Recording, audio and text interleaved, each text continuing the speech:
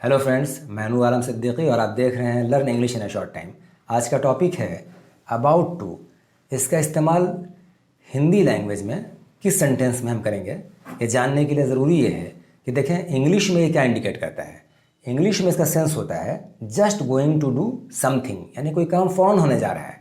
और हिंदी लैंग्वेज में जब हमें ये शो करना हो कि कोई काम फ़ौरन होने वाला है, तब हम जनरली वर्ब में क्या इस्तेमाल करते हैं। उसके लिए आप ये दो सेंटेंस पे गौर करें। देखें पहला सेंटेंस क्या है, वे लोग यहाँ आने ही वाले हैं। अब यहाँ ध्यान दें, वर्ब क्या है, आना, और आना में क्या लगेगा, ही वाले, यानी आने ही वाले हैं। या एक सेंटेंस को ऐसे ही बोल सकते हैं कि वे लोग यहाँ आने ही को हैं। यहाँ भी ध्यान दें, वर्ब आना, कम, आना में क्या लगेगा, ही को हैं। अब ये दोनों में से किसी एक सेंटेंस को हम बोलेंगे, लेकिन दोनों का सेंस क्या हो रहा है कि आने या काम फ़ौरन होने वाला है, कोई काम फ़ौरन होने वाला है, तब हम इंग्लिश में अबाउट टू का इस्तेमाल करते हैं। तो ध्यान दें, सबसे पहले इसके स्ट्रक्चर को हम जान लेते हैं। सबसे पहले सब्जेक्ट आ जाएगा, इसके बाद helping verb, is, am, are, was, were, tense के हिसाब से होगा। इसके बाद अबाउट टू और वर्ब का फर्स्ट फॉर्म V1, और उसके बाद ऑब्जेक्ट आएगा। और हिंदी में हमने अभी बताया कि हिंदी में जनरली वर्ब के साथ ही या ही को लगा रहता है। जैसे एग्जाम्पल फिर देखें, they are about to come here. Hindi क्या होगी, वे लोग यहाँ आने ही वाले हैं, या वे लोग यहाँ आने ही को हैं। अब देखें स्ट्रक्चर से टैली कर लें, दे सब्जेक्ट हो गया, आर हेल्पिंग वर्ब दे के साथ लगा, अबाउट टू यानी कोई काम फ़ौरन होने वाला है। जनरली समझने के लिए अबाउट टू को आप यहाँ पे ही समझ लें, ये ही इंडिकेट कर रहा है हिंदी लैंग्वेज में कोई काम के फ़ौरन होने का।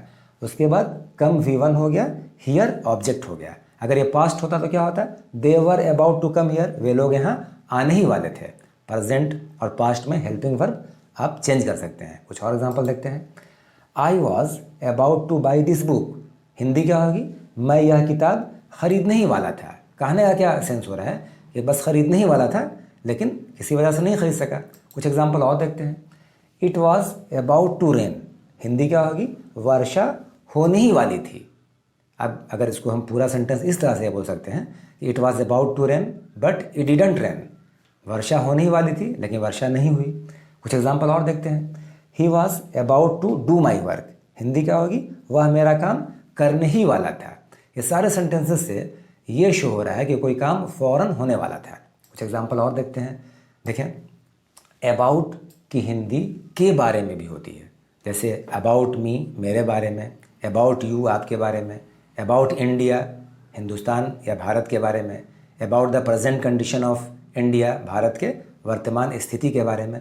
इस तरीके से अबाउट का इस्तेमाल हम करते हैं और तब उसकी हिंदी के बारे में भी होती है।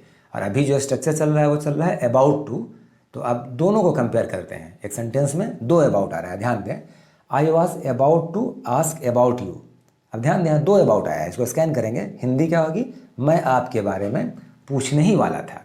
अब ये ध्यान दें, ये अबाउट टू स्ट्रक्चर के लिए आया। इसका मतलब हिंदी में हमने बताया ही का लें, यानी कोई काम फ़ौरन होने वाला था। I was about to ask, मैं पूछने ही वाला था। तो यहाँ पे पूछने ही, ये ही के लिए अबाउट टू आ गया। अबाउट यू आपके बारे में, ये अबाउट मतलब के बारे में। इस तरीके से हम अबाउट की एक और हिंदी देख लें। कभी कभी अबाउट की हिंदी लगभग, अप्रॉक्सीमेटली या अप्रॉक्स बोलते हैं। तब जब अबाउट की हिंदी लगभग होगी और हम एक सेंटेंस ऐसा देने जा रहे हैं जिसमें तीनों अबाउट का सेंस आ जाएगा, ध्यान देंगे, about 10 students were about to ask about you. Hindi क्या हो गई, लगभग 10 छात्र आपके बारे में पूछने ही वाले थे। अब इस सेंटेंस में आप ज़रा भी कंफ्यूज नहीं हो, इस सेंटेंस को स्कैन कर लें। देखें अबाउट की हिंदी यहाँ हो जा रही है लगभग, अबाउट 10 स्टूडेंट्स, हिंदी क्या हो जाएगी, लगभग 10 छात्र। क्या था, वर अबाउट टू आस्क, पूछने ही वाले थे। ये अबाउट टू मतलब ही वाले थे, पूछने ही वाले थे। अबाउट यू आपके बारे में। इस तरीके से यहाँ पे 3 बार अबाउट का इस्तेमाल किया गया है और तीनों पे आप गौर करें और इस तरीके से सेंटेंस आप भी बनाने की कोशिश करें ताकि अबाउट के बारे में आप डीपली समझ सकें। कुछ एग्जाम्पल और देखें, I was about to go there. Hindi क्या होगी, मैं वहाँ जाने ही वाला था। But I didn't go there, लेकिन मैं वहाँ नहीं गया। अब ध्यान ये दें, but I didn't go there, लेकिन मैं वहाँ नहीं गया, ये आज का स्ट्रक्चर नहीं है, ये पास्ट इंडेफिनिट है। आज जो स्ट्रक्चर डिस्कस हो रहा है, I was about to go there, मैं वहाँ जाने ही वाला था। इस तरह के सेंटेंस को इसलिए बताया गया है ताकि आप बड़े से बड़ा सेंटेंस आसानी से बना सकें। कभी कभी के सेंटेंस में एक से ज़्यादा क्लॉजेस होते हैं। आप बिल्कुल आसानी से टेंशन नहीं लें, हर एक क्लॉज को चेक करें, जिस टेंस में होगा उस टेंस में आप बनाते रहें। जैसे यहाँ भी देखें, बट से सेंटेंस को जोड़ा गया है। जैसे I was about to go there, मैं वहाँ जाने ही वाला था, but I didn't go there, लेकिन मैं वहाँ नहीं गया। अब but I couldn't go there, मैं वहाँ नहीं जा सका। अगर डिड नॉट को मॉडल वर्ब कुडंट बोल देते, कुड नॉट, तो हिंदी का अर्थ नहीं सका, मैं वहाँ नहीं जा सका। इस तरीके से एक दो एग्जाम्पल और देखते हैं। देखें, he was about to do my work, Hindi क्या होगी, वह मेरा काम करने ही वाला था। ये आज का स्ट्रक्चर है। अब देखें नेक्स्ट, बट लेकिन, ही कुडंट डू, लेकिन वह नहीं कर सका। अब ये देखिए मॉडल वर्ब आ गया। तो पता ये चला कि सेंटेंसेस अगर बड़े हों तो आप उस सेंटेंस को टेंस में देखें या मॉडल वर्ब में है, उस हिसाब से आप बड़े से बड़ा सेंटेंस बनाने की प्रैक्टिस करें, तभी आप एक फ्लुएंट स्पीकर हो सकते हैं। कुछ और एग्जांपल देखते हैं। इंट्रोगेटिव सेंटेंस स्ट्रक्चर क्या होगा, helping verb, is am are, past में वाज वर आ जाएगा, इसके बाद सब्जेक्ट आ जाएगा, अबाउट टू, V1 ऑब्जेक्ट, और रिटन इंग्लिश में क्वेश्चन मार्क जरूर लिखना है। अब एग्जांपल देखते हैं। Is he about to come here, Hindi क्या होगी, क्या वह यहाँ आने ही वाला है।